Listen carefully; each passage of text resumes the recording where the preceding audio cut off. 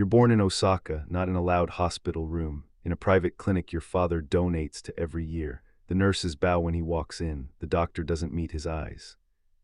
Before you even cry for the first time, your future is already decided. You are not just a child, you are an heir. Your last name is whispered, not spoken.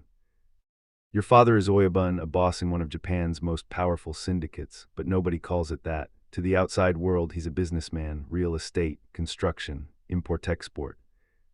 To the underworld, he's law. Your childhood is quiet, too quiet. Your house is minimalist, clean lines, tatami floors, expensive art that doesn't look expensive.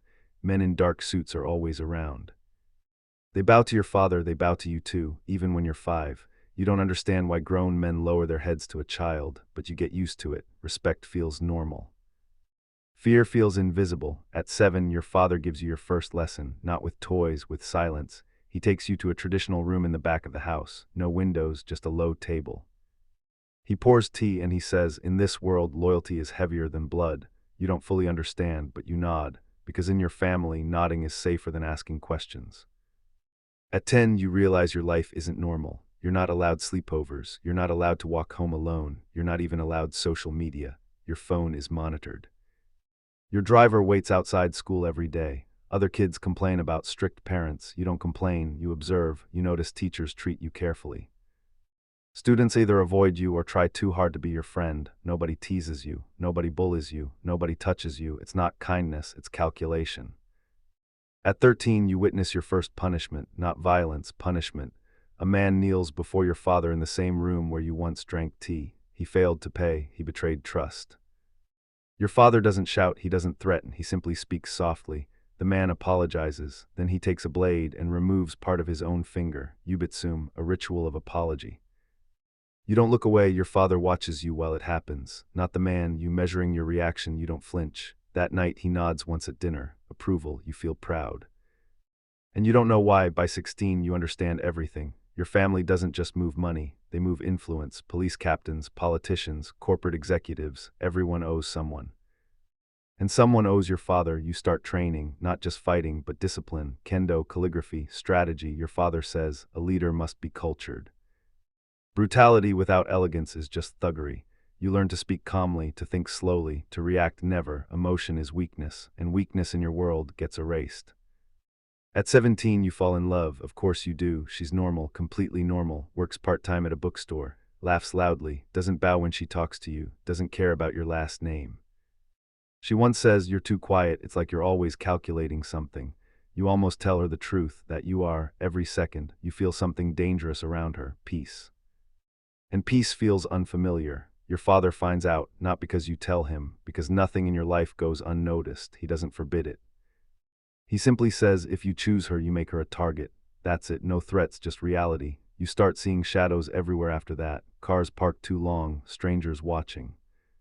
You slowly distance yourself from her. She thinks you're losing interest. You let her think that. It hurts less than the truth. At 21, it happens. Your father is betrayed, not by enemies.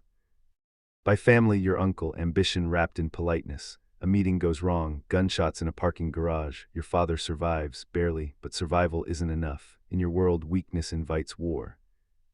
Your father calls you to the hospital, machines beeping, bandages across his chest. He says, it's time. Not emotional, not dramatic, just inevitable. You handle the retaliation, not recklessly. Strategically, you don't storm buildings, you freeze accounts, you expose hidden deals, you isolate your uncle piece by piece. When the final confrontation happens, it's quiet, a warehouse. Just the two of you. He tries to reason, says you're young, says this isn't who you are, but you know better. This is exactly who you were raised to be. You don't yell, you don't hesitate. When it's over, you feel something unexpected. Not guilt, not relief, clarity. You take your father's seat at 23, the youngest boss in the syndicate's history. Older members test you. Smile too much, question too subtly. You remove one of them within a month. Clean, legal, undeniable. After that, nobody tests you again. Your organization expands. Crypto laundering.